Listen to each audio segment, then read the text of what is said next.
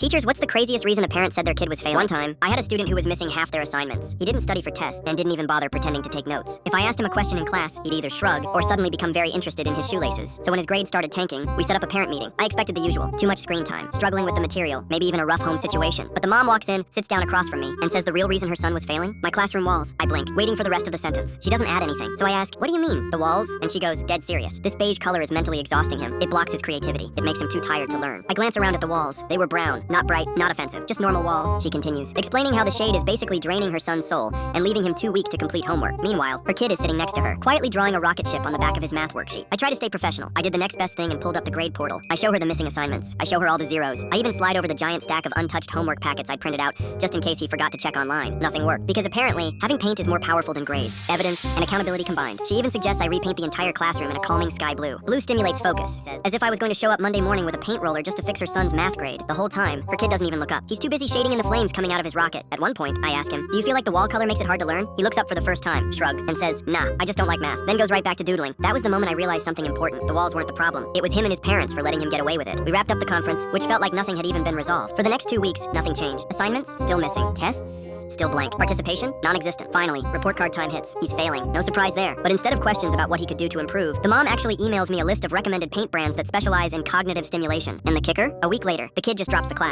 No explanation. No goodbye. Just gone. I saw him in the hallway once after that. He smiled, waved, and told me, yeah, I switched out of math. Now I have study hall. Then he pulled out his notebook and started sketching a spaceship like he didn't do anything wrong at all.